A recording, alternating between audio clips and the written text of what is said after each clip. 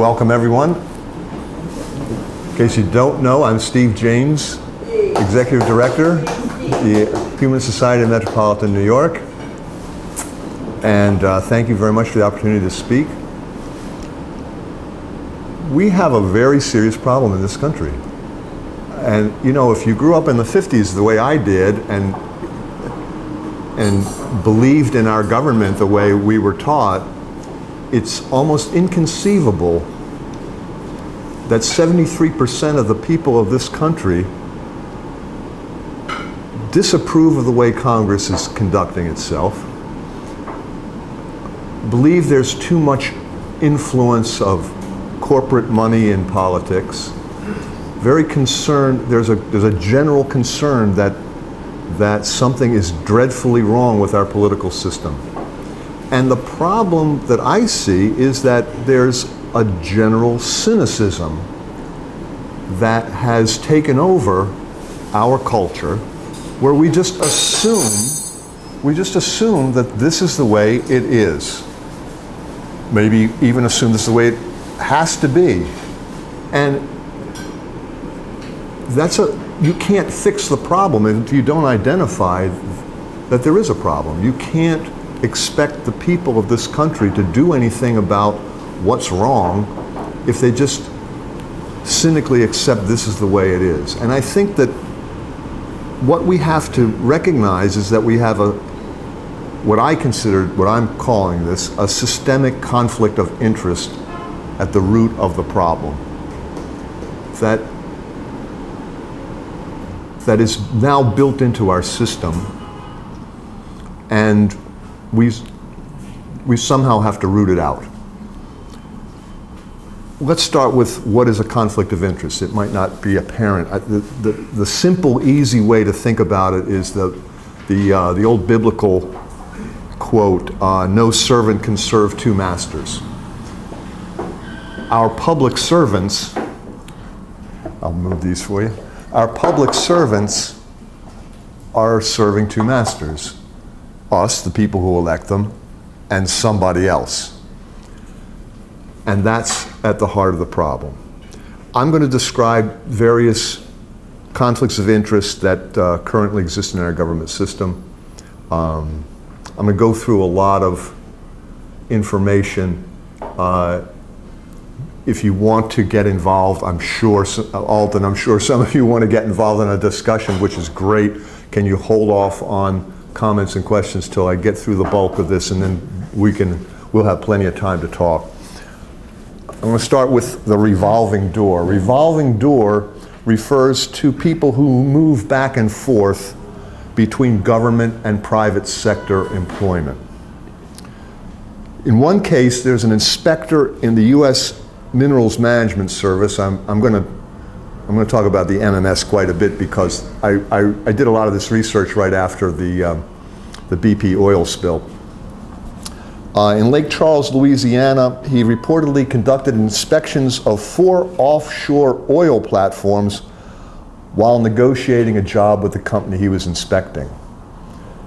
So in other words, he's in a position of responsibility for the safety and the proper conduct of a company that he's planning to go to work for. This is very common in government today. No one seems to bat an eye at people moving from private industry into government, back into private industry, all within the same industry. Sylvia Baca is an example. She went from Department of the Interior to BP and back to the Department of Interior. Why does this matter? Well, because her job, among others, is to regulate BP's safety measures. So how objective would she be toward her past and future, possibly future employer? The Mac Daddy example is Dick Cheney. He went from Secretary of Defense to CEO of a defense contractor, Halliburton, to Vice President, all right? Secretary of Defense, defense contractor, Vice President. Halliburton went from being a marginally profitable company to receiving a 284% increase in war profits in 2005. 284% increase. So did Dick Cheney have anything to do with that? We have government regulators who own stock in companies that they regulate. We have something called a compromised objectivity. Now, in 1981, Donald Rumsfeld, I'm sorry if I'm picking on the Republicans, we'll get to some Democrats. Donald Rumsfeld, he was CEO of the G.D. Searle and Company. They're an international pharmaceutical company. They manufactured, invented aspartame, which became NutraSweet, right? He was part of Ronald Reagan's transition team. Rumsfeld picked Dr. Arthur Hull Hayes Jr. to be the new FDA commissioner. So when Hayes took office as this commissioner, he overrode all of the FDA experts and declared that aspartame and NutraSweet were approved for dry products, right? Threw out all the science, approved aspartame. 1985, Monsanto purchased Rumsfeld's company, Searle, who owned the patent for aspartame and NutraSweet. Rumsfeld reportedly earned $12 million from the sale of stock. So you've got a man moving from CEO of a pharmaceutical company into government, handpicks his commissioner, who approves this product that they're manufacturing, and then when the company is sold, he makes $12 million. All perfectly legal. Nope. Inside trader? What? That insider trading? No. No? No. That's just being clever.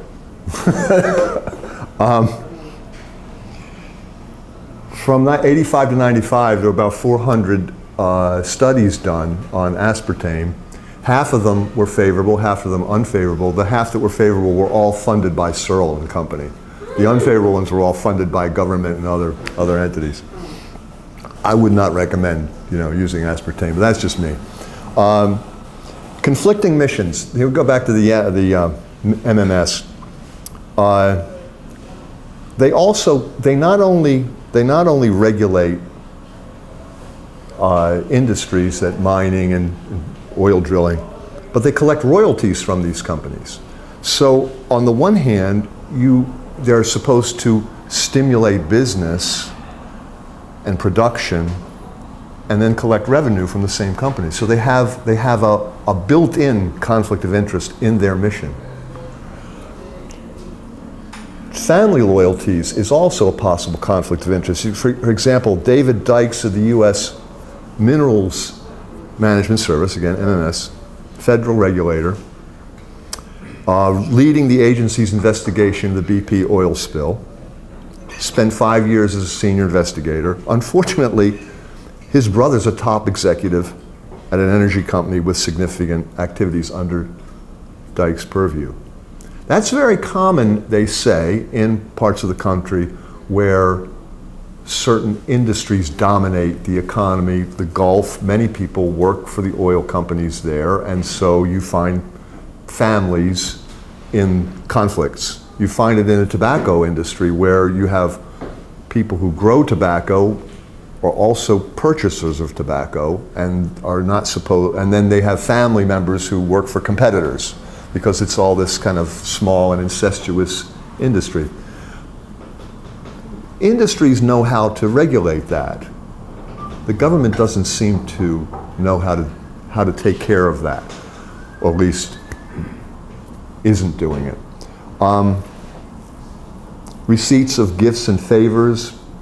Federal inspectors overseeing oil drilling in the Gulf accepted meals, gifts, free trips, tickets to sporting events, and sexual favors with industry contacts. Again, conflicts of interest. Now we get into campaign contributions. And there's been a lot of talk about campaign finance reform. I think it's totally bogus.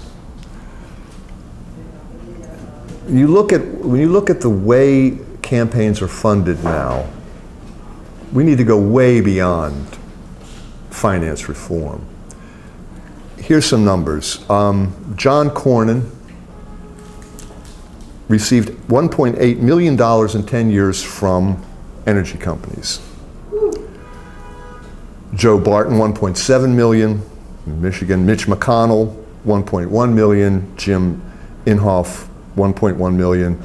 I mean, these are Rick Bowker, Democrat from Virginia, 1 million.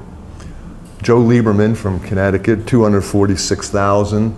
And our Congressman Jim Himes, in his first 2 years in office, $27,000 from oil and gas and coal. Long Island. No, Connecticut. In Connecticut. In Fairfield County. Christopher Dodd, 73,000. Christopher Dodd, now we're getting into some Democrats. Christopher Dodd, chairman of the Senate Banking Committee, when he was chairman, he was the lead negotiator in the Senate for the $700 billion Wall Street bailout. He took in over $5 million from the securities and investment industries that he helped to bail out.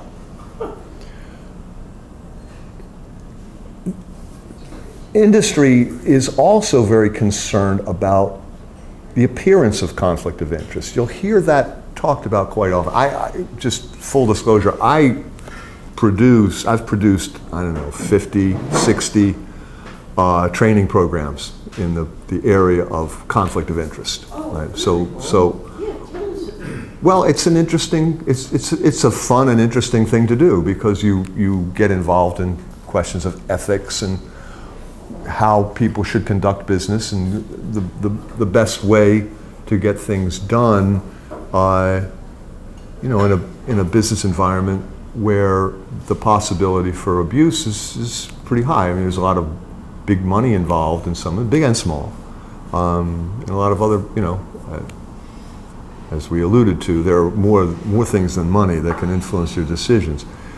I've got some documents here. I didn't know how many to make, and I didn't get a chance to staple them all. I apologize for that. But anyway, here's stapled ones, and here are some loose ones. If you take a look at some of these, this is the U.S.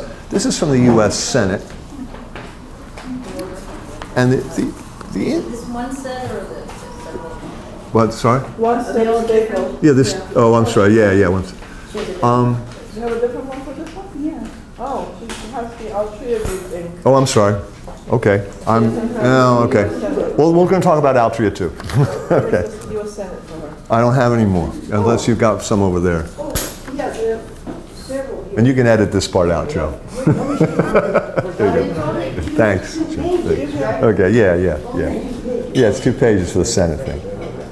So you look at the Senate, they have conflict of interest rules, they have ethics rules, but you see that there's something missing if you read it carefully, and if you compare it to the Altria group. I've got those here. If you want to look at these, I got some more Altria. It's interesting because Altria does something that does a couple things the Senate doesn't do. For one thing, if you look at the Senate rules, they have to do with personal gain. You can't accept money from people for doing your job. You can't accept money or use your name in profit-making ventures. Your family members can't profit from your being a U.S. Senator. It's mostly about putting money in your pocket.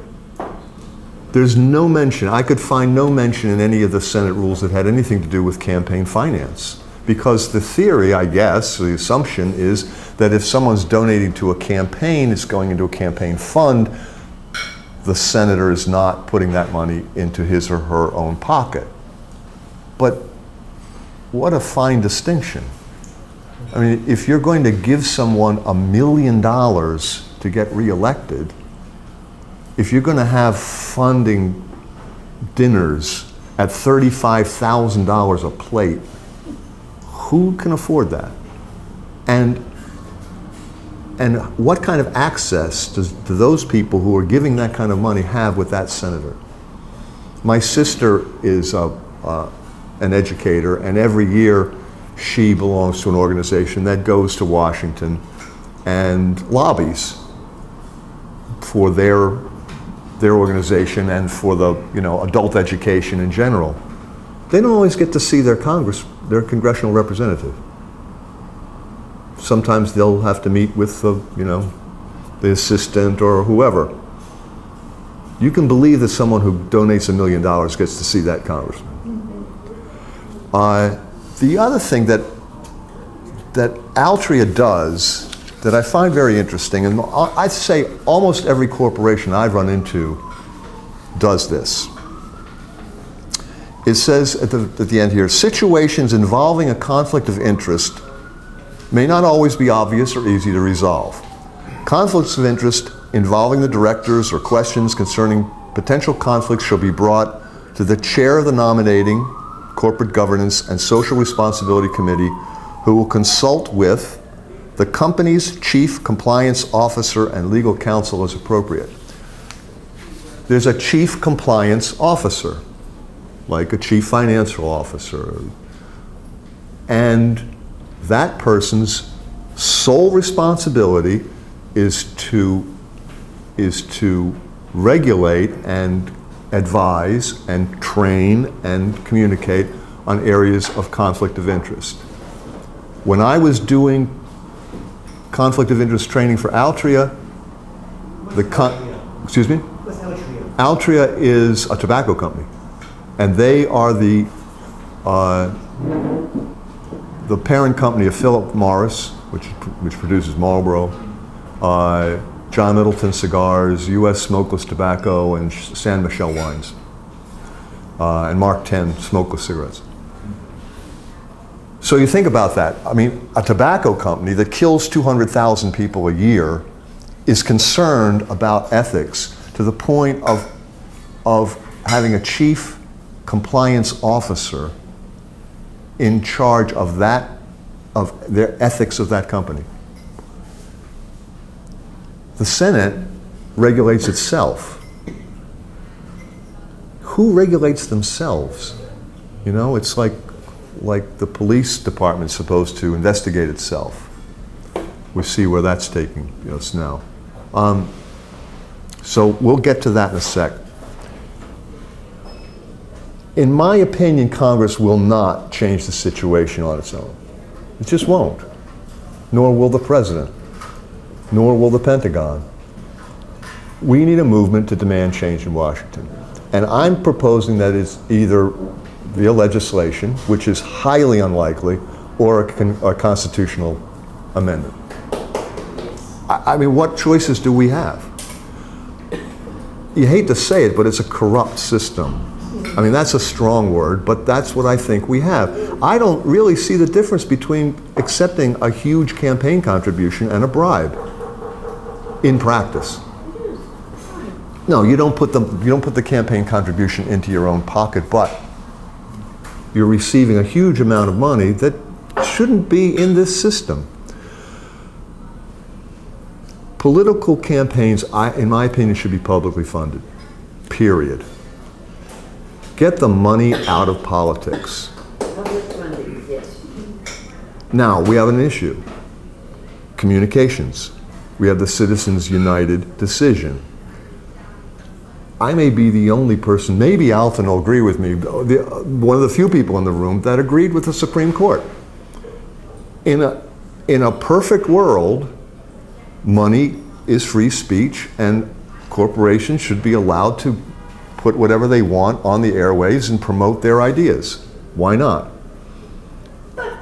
Because they're not the whole corporation. They don't, only the administrator, the top people, the CEOs, they're the ones that make the policy. They don't communicate with the lower level people at all. They're employees. But we're all employees. put their feelings into it, it seems to me it might be different. A corporation isn't just the CEO, is what I'm saying. But it isn't always just I agree with you, but it isn't always just the corporations, it's also the PACs. And PACs are usually funded by the general employee population. That's been my experience anyway. So, Really? but think about this for a second. What's the difference between the way we have it now, where you've got this massive amount of money flooding the system, and the way it was 30 years ago? Some people say, well, it's cable TV, you know, communications has changed. But there's one major change that the Reagan administration initiated in the 1980s. They repealed the equal time rule. You remember this, right? You don't get rebuttal. Exactly. The equal time rule specified that U.S. radio and television broadcast stations had to provide an equivalent opportunity to any opposing political candidate who requested it. I would say the rule should be expanded to include cable TV, satellite radio, newscasts, political debates, public interest messages. I mean, why not? Why did we repeal the equal time rule? Because certain people got it repealed. But it was not in our best interest, the best interest of the American people, to repeal that. The same with the fairness doctrine. The fairness doctrine should be reintroduced to ensure that citizens are exposed to a diversity of viewpoints. If you get an FCC license, you should be required to give alternative points of view that benefit the general public. We should require all TV and radio broadcasters to represent controversial issues of importance, to do so in a manner that's honest, equitable, balanced, provide adequate coverage to public issues. In other words, take it out of the realm of news as a way of selling cars and soap flakes and make it the public service that it's supposed to be, that used to be, or purported to be. And that's, we license the airwaves. You don't get to broadcast just by signing up and saying, I want to broadcast and paying whatever license fee. There should be strings attached to that license that have to do with the general good. And that's the problem we have now, is that we now have people like Fox and MSNBC that are propaganda machines on both sides of the issues. I don't differentiate between Fox and MSNBC. There have been studies done that show that people who watch Fox or MSNBC are less well educated than people who don't. Or less well informed, than people who don't. Because you're being fed opinions all the time on those stations. I think there should be no official employed by the government or military who can accept a job in an industry that person regulates for 15 years after they leave the government. That would cut way down on Congress people leaving office and going right into lobbying concerns. There are something like 14,000 lobbying entities in Washington. Now, and that's just lobbying groups. I don't know how many lobbyists there are. I didn't get a chance to do that research, but there's got to be 20, 30,000. I mean, how many Congress people are there, right?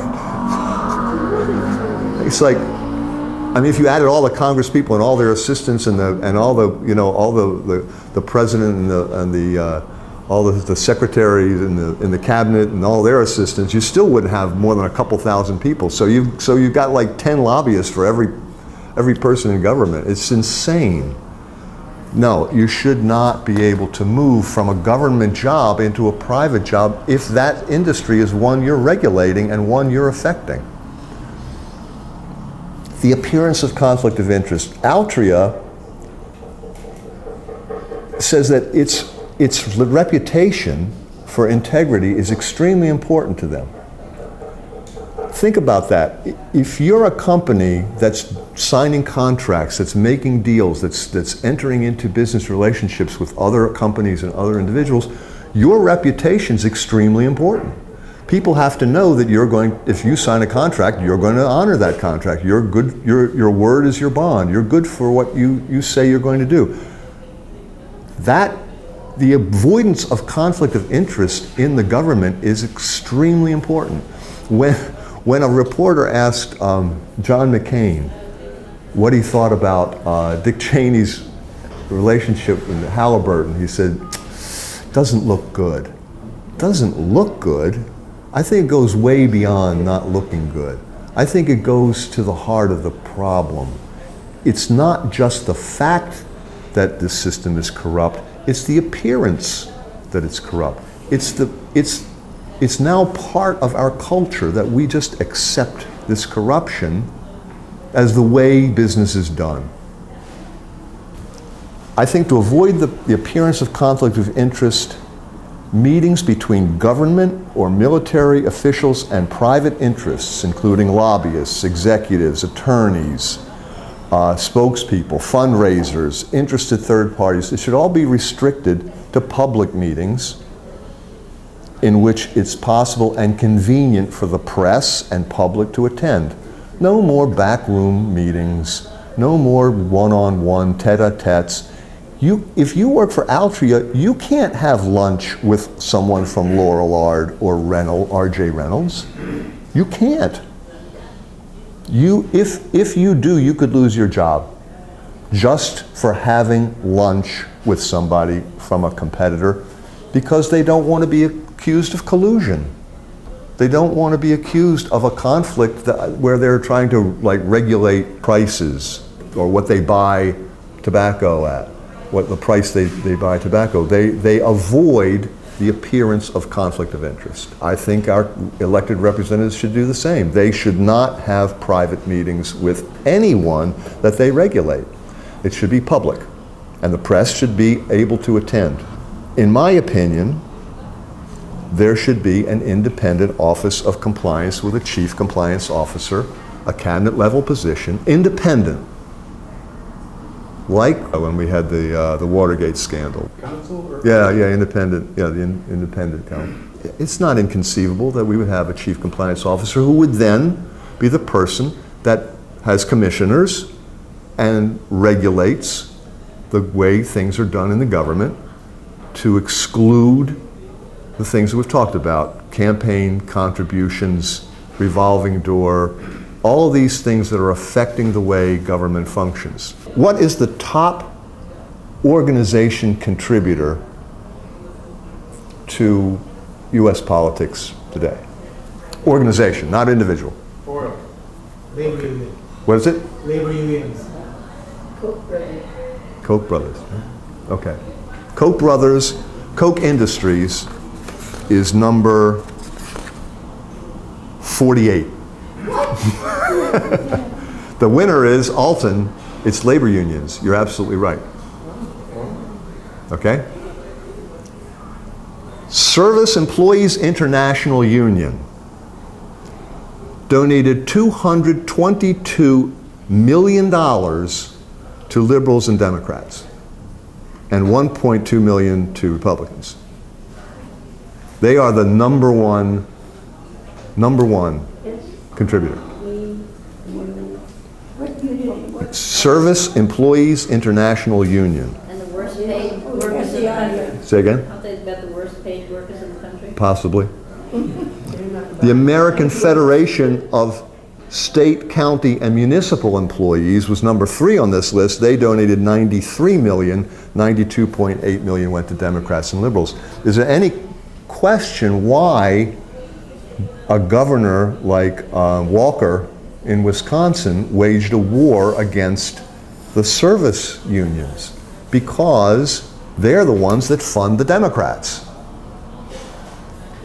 The Koch brothers, the Koch Industries, all together, I mean, their individual contributions and their company's contributions might be 10% of what these unions to contribute to the to the campaigns. Yeah. They Where's have no AGM vote. on this? What? They have no power. The unions? Right. I mean, the unions are dying. There are no jobs. Maybe if they took that, maybe if they took that $200 million and put it into, developing what they do instead of trying to influence Democrat politicians, maybe they'd do better. There are 17 unions in this list. 23 unions out of 100 of the top organizations in America. Who made the list? OpenSecrets.org. Are they right wing or left wing? Are they what? Right wing or left wing? No, they're right down the middle. Just the facts. Yeah, just the facts. Yeah, because they've got a lot of Republican donors here too. I mean, it's not. Do you want to read the top 5 or 6? Top 5. Okay, Service Employees International, Act Blue. I think Act Blue is a 527. 527 is a nonprofit that accepts money, but they then dole out $160 million. American Federation of State, County, Municipal Employees, number 3. National Education Association, 97% of their $92 million goes to Democrats. FAR LLC, $75 million, 100% of that goes to Democrats.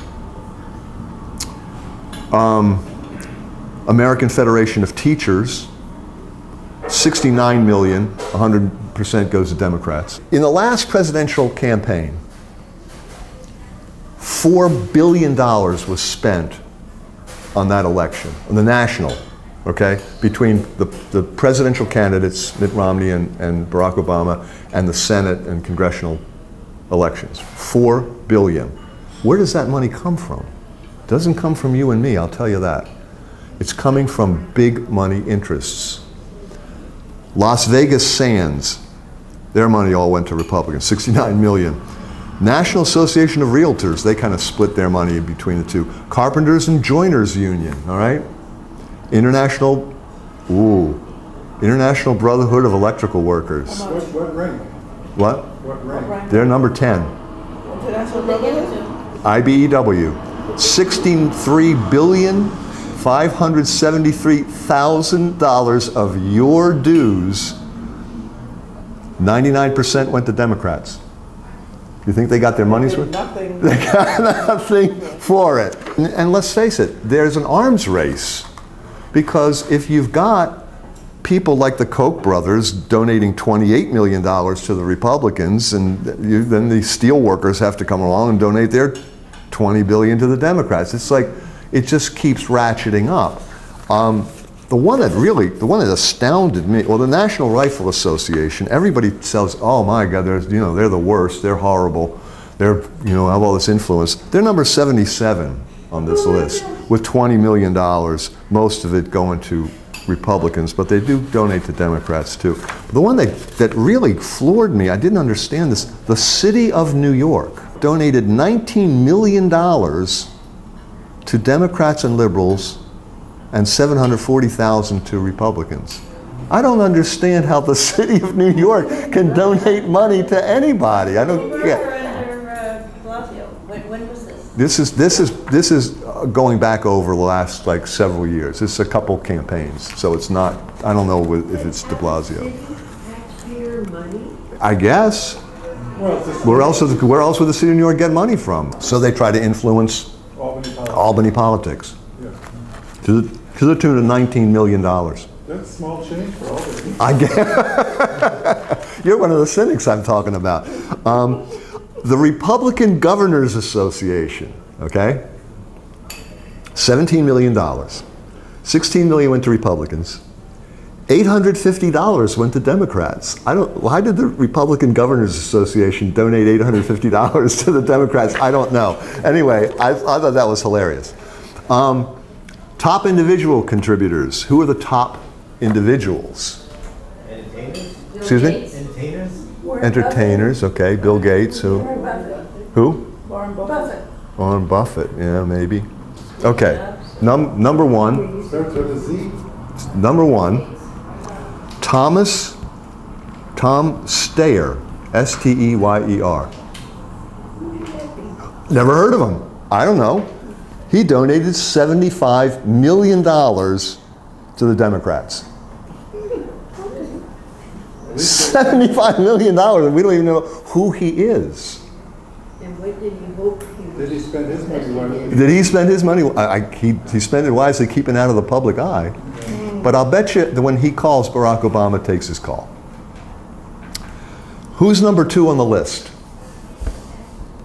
Number 2. You all know this name. Alan Trust? Soros? Bloomberg? Soros is a good guess. Soros is a good guess. Soros is number, I can't, he's way down there.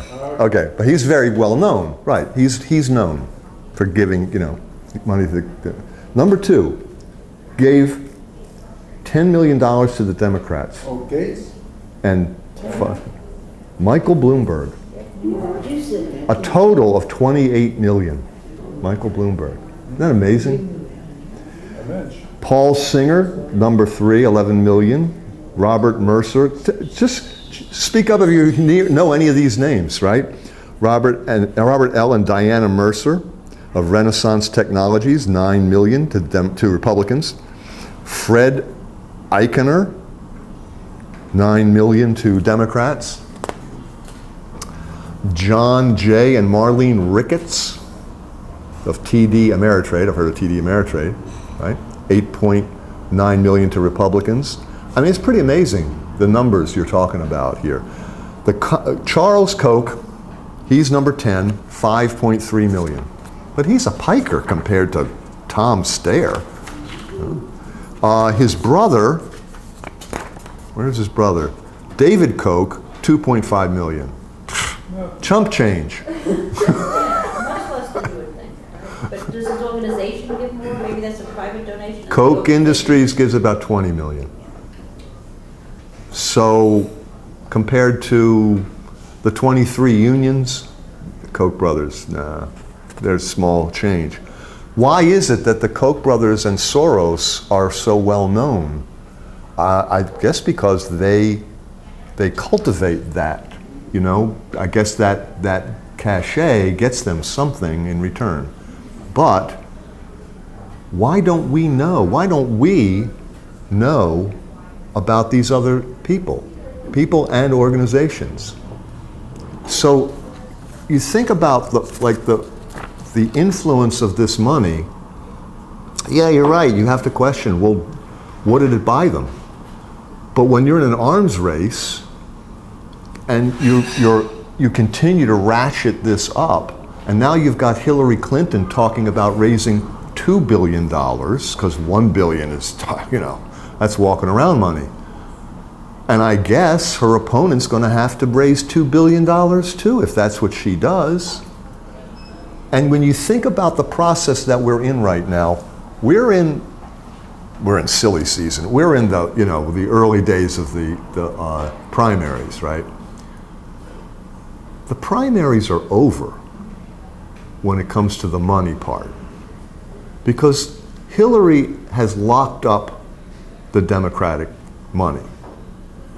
And probably, I suspect, Jeb Bush had it pretty well locked up until he put his foot in his mouth this last couple weeks. So the real primary occurs when the wealthy interests bless the candidate. And they say, okay, you're not too radical for me, so we'll give you money.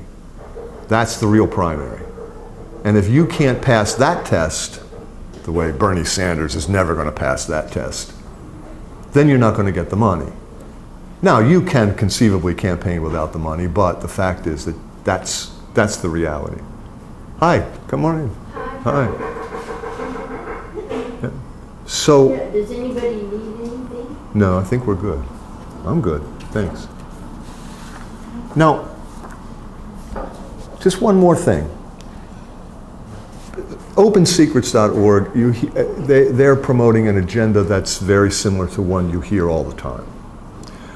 They're all about transparency. We have to have transparency.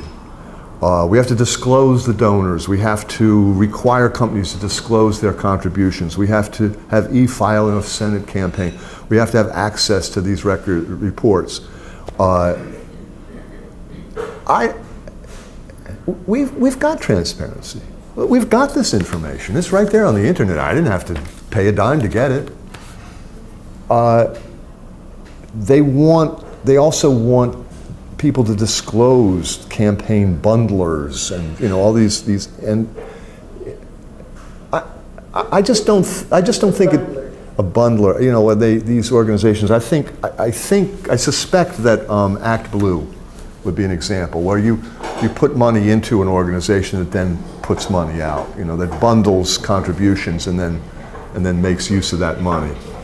I'm not sure about that, but that's my understanding.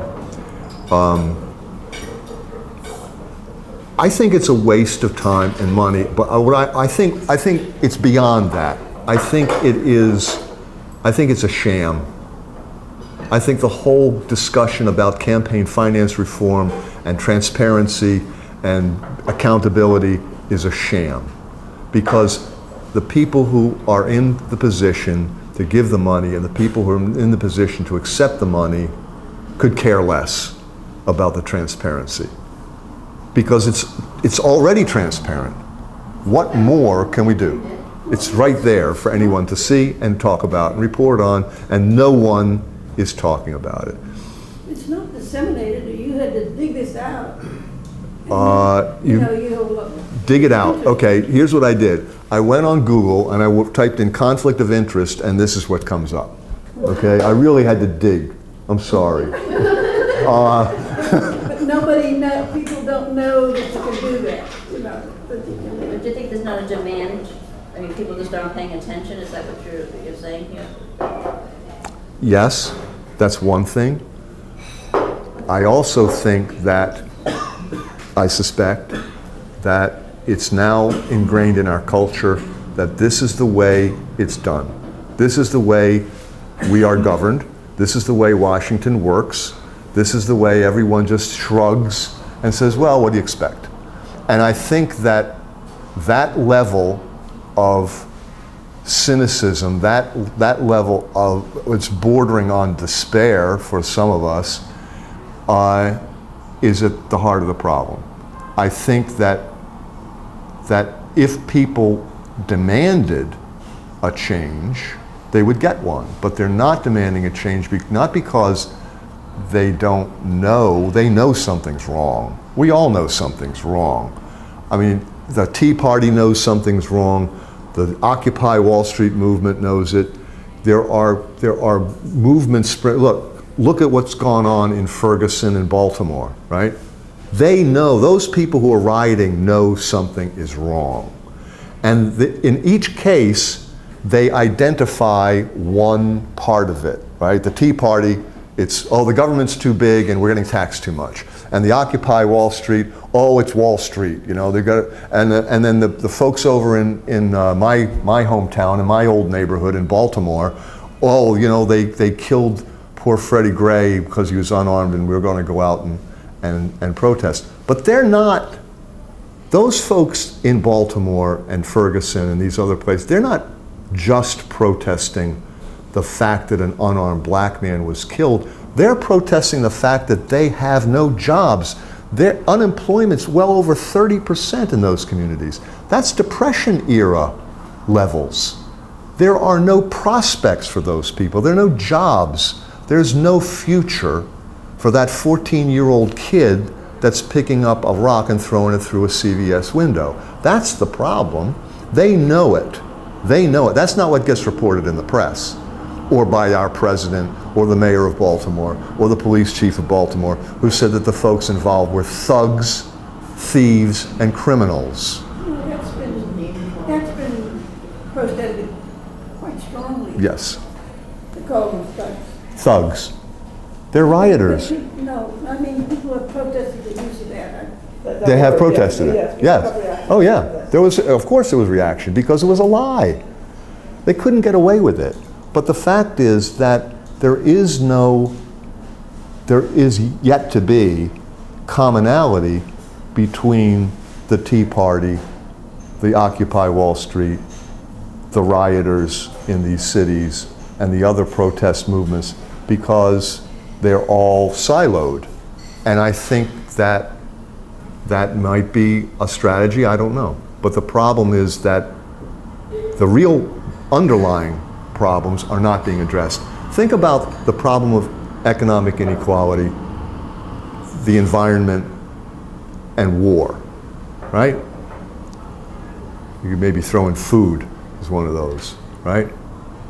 The government's not going to do anything about any of those issues because each one of them is being influenced by major corporate interests that influence the decision making on every level. Bill Maher was talking about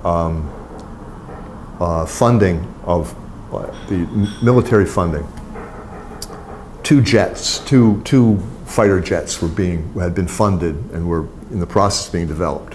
One had spent $500 billion, and the other one, these are both yet to fly or be deployed, the other one has spent $1.5 trillion for a plane that doesn't fly right, like it couldn't fly in the rain or something. You go, $1.5 trillion? What could our country do with $1.5 trillion if we invested it in alternative energy? Alternative energies, yes. I mean, For our kids or a lot of other things. for a lot of things. Fix the roads and the bridges that are falling down. People to Yell work. train. People jobs. To be fair, what about the trillions of dollars that's spent on the war and poverty? Who's lobbying for those? I mean, someone's benefiting from that besides the so-called beneficiaries. You know what, you and I have talked about that in the past. And maybe the war on poverty wasted some money. There's no question some money was wasted. But, Some money was wasted? yeah, maybe a lot of money got wasted. But a lot of money got used very well, as a matter of fact. They could argue that, but Yeah.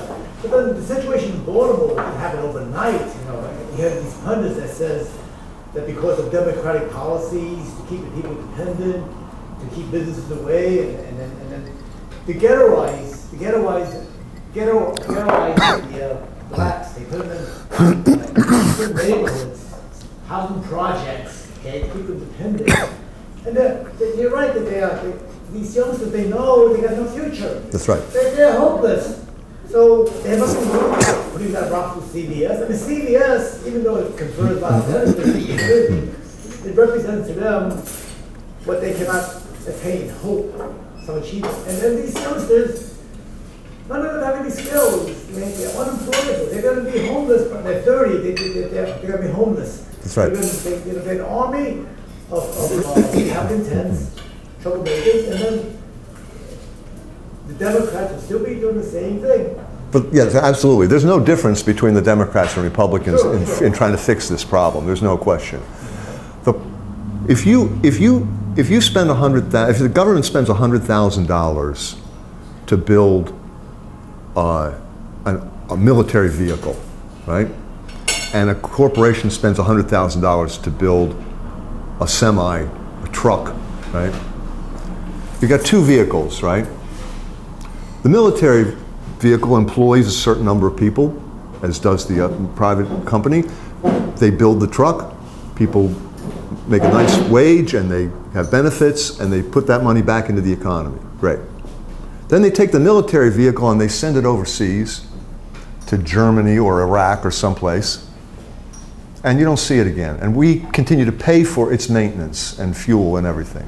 Whereas the truck that's built and for private use pays for itself 5 times over because it generates more revenue in the economy. So many people will say, well, you know, we can't shut down the military because we'll lose jobs. I mean, in Connecticut, we've got major defense contractors, an electric boat, and the submarine builders in New London, right? If you take the funding away, they'll lose their jobs. And that's true. But if you took that same money and put it into renewable energy, you'd put those same people to work, but then you'd develop something that, number one, would alleviate our dependence on foreign oil, and number two, would generate a new economy. And we could be the world leader in this technology that we invented and that other people are benefiting from. The fact is that we're addicted to military spending. That's a serious problem. The problem with Europe, which is saying, I mean, is that who was directing the spending? Who's directing the spending? In both cases, the government. There's a guy named Bastiat, an economist, about 100 years ago, famous first name. He had this premise, very simple, that when politicians spend money, okay, you see the benefits, the military bases, the windmills, the bridges, and so on. But what's unseen is the money is taken away from people, and they have no longer the money to spend. So you're just shuffling the money around. Okay? A good economist will not only see what's obvious, but what's not obvious. That's his point. See, when the government does this, remember, it takes money. It has no wealth. I mean, those 535 people in Congress and the Senate, and maybe Obama, they reach their pockets and then put it in a hat. Of course not. They take it from people with taxes, and then they take it from the future of the youngsters, but they borrow. Okay? They borrow and borrow, and then they print money. They destroy the value of money. Anyway, so this transfer, this shuffling of money to give these purported, supposed benefits. Oh, you see the benefits. The military base creating jobs, sure. You're going to have an alternative, alternate energy, big windmills, sure. But this money, if left into the private hands, could have been better spent. We don't know what could have been better spent. A couple things. Okay. Right.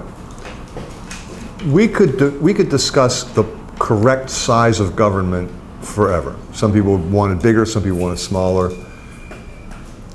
But we all agree that you have to have some government for self-defense, for bridges and roads. I mean, I don't think we want to have private roads.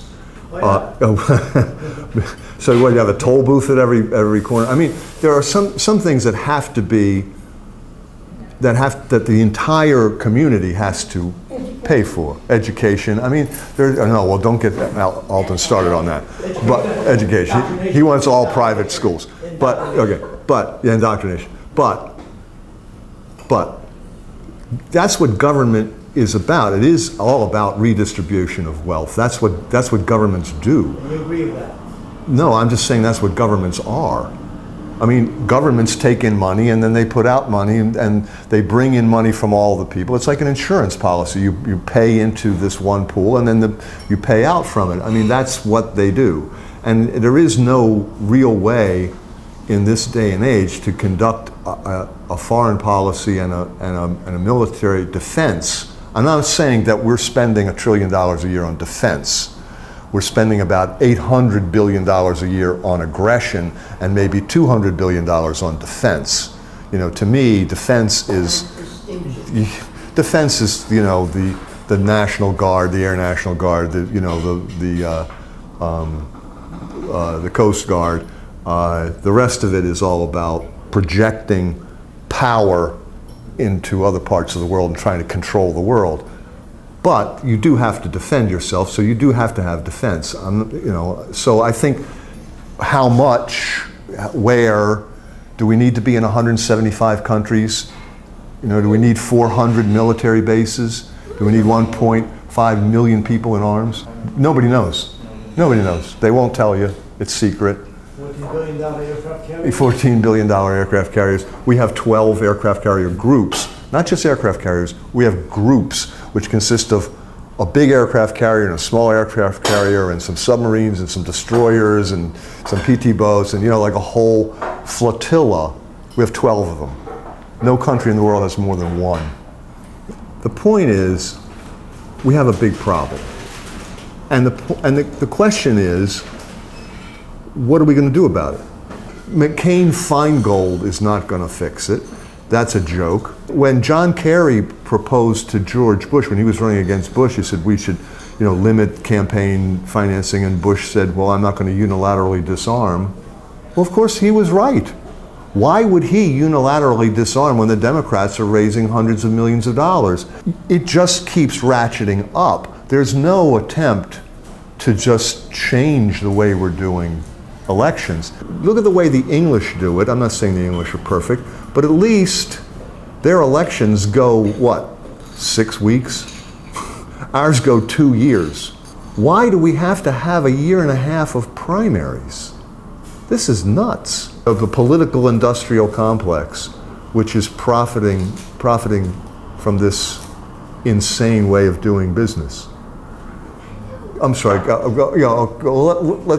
let Zane talk and then I'll, go ahead. It is true, I mean, or at least I agree. I was born and raised in Turkey. We have a small problem and a big problem. The question is, what are we going to do about it? You're not going to fix it until you acknowledge there's a problem. And to say that business as usual is good enough, I think, is acquiescing. It's throwing in the towel. So Joe wanted to say something. Whatever. Oh, no, I did say I have an answer, but that's the next speech. Can I get in a little bit? Yeah, go ahead.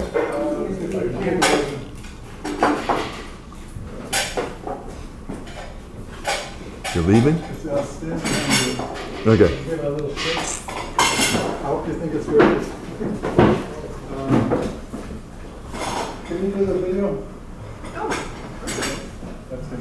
I'll just sit. You go right ahead. Feel free. As you may know, I was. Joe, you gonna shoot us? Yeah. Thank you.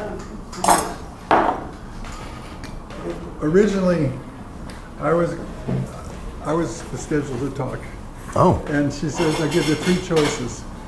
So I said, okay, I'll talk about birthdays, marijuana, or peaceful revolution.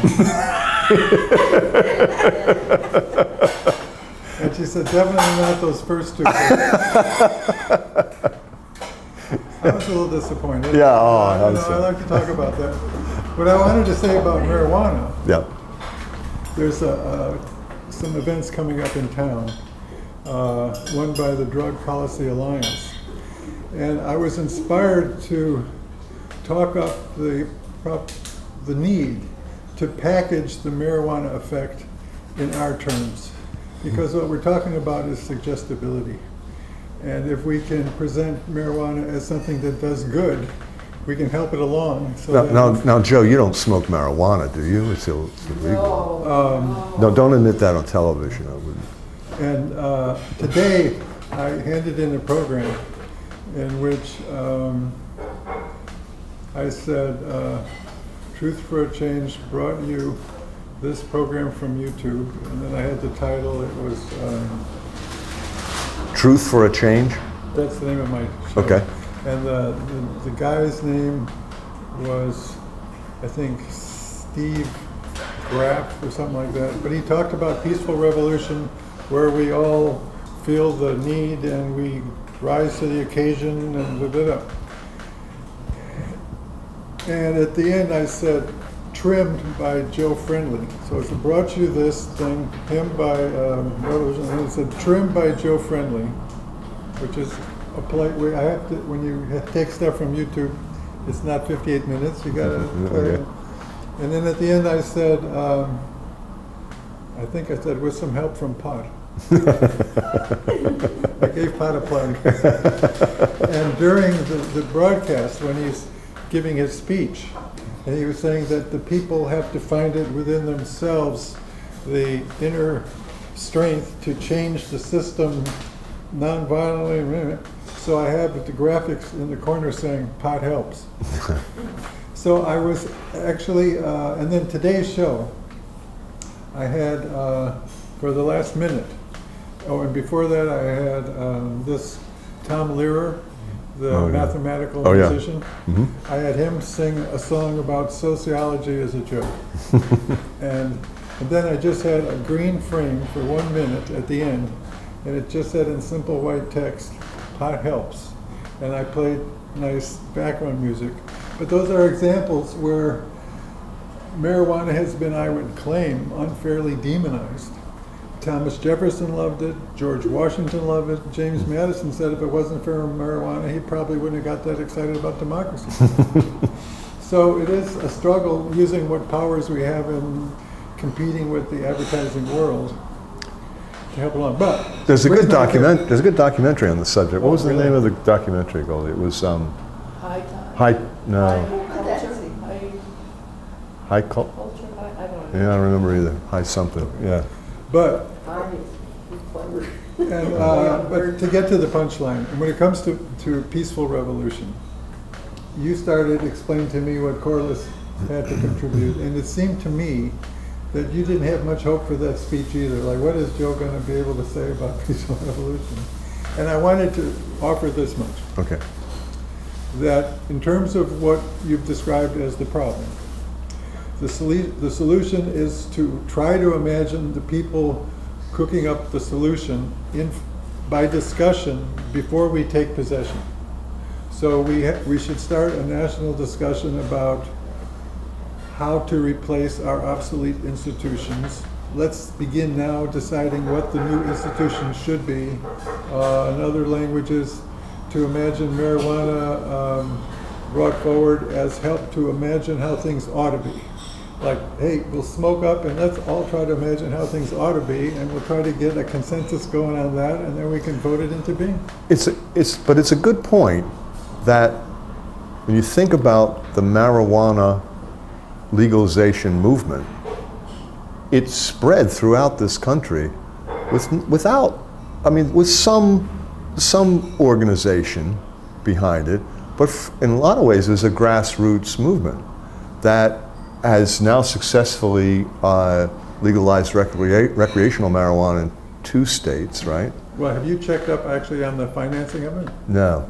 Because there is some Who's of that going financing? on. Yeah? Well, Soros for one. Soros, yeah. And he finances this group called Drug Policy Alliance.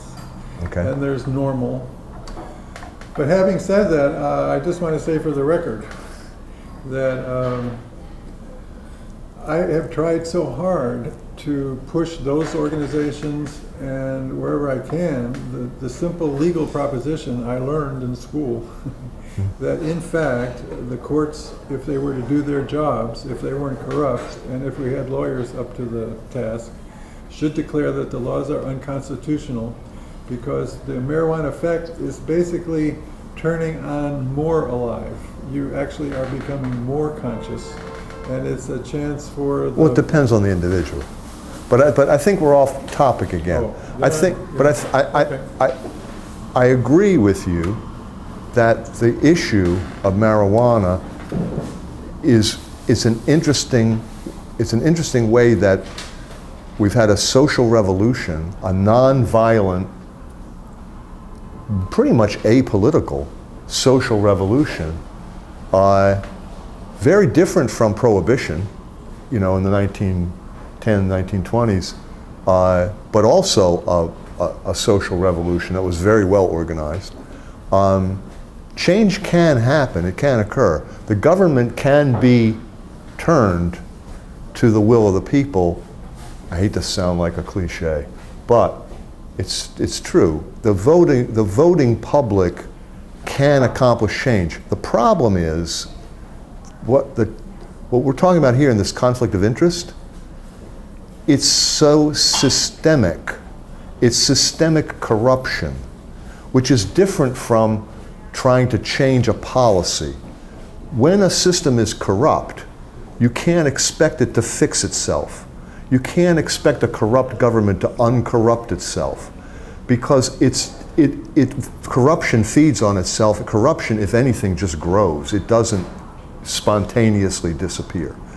That's the problem that we have right now. We have a corrupt That's actually why I system. came forward, is that I have online Joe Friendly's plan for peaceful revolution, where I actually try to get the ball rolling as far as showing that in simple terms, we can say, whereas we do have a corruption problem, that the need to replace our form of government to being direct democracy instead of representative democracy That challenge is before us. Can we articulate a new form of government along with a redistribution of the wealth? Let's talk about it as a people. What goods do we want to produce? How do we put the emphasis on climate change, on sustainability, on alternate energy?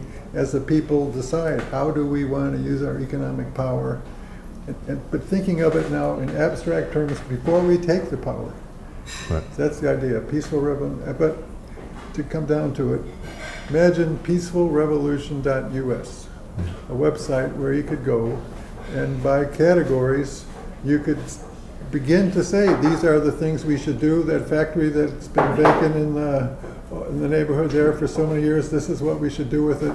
We put a package together with a new leadership, and then as the people, can we imagine voting it peacefully into being? I don't see any, I think that's done all the time.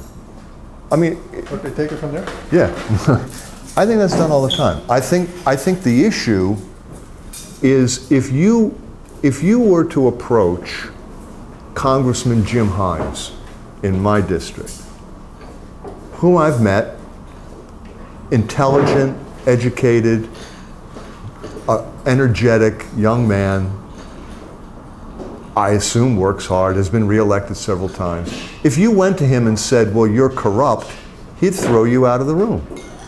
If you went to him and said, you're part of a corrupt system, he would say, well, and I've heard him say this, gee, I wish we could get the money out of politics. Well, you know, if wishes were horses. It's not going to be wished away. He's not going to fix it. No McCain-Feingold is not going to fix it. That's a joke. When John Kerry proposed to George Bush, when he was running against Bush, he said we should, limit campaign financing, and Bush said, well, I'm not going to unilaterally disarm. Well, of course, he was right. Why would he unilaterally disarm when the Democrats are raising hundreds of millions of dollars?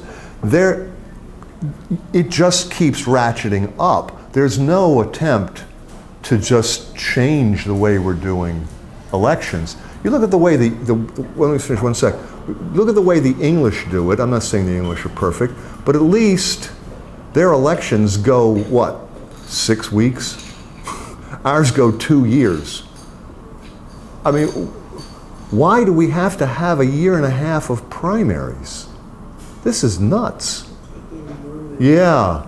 The military, the political industrial complex, which is profiting from this insane way of doing business.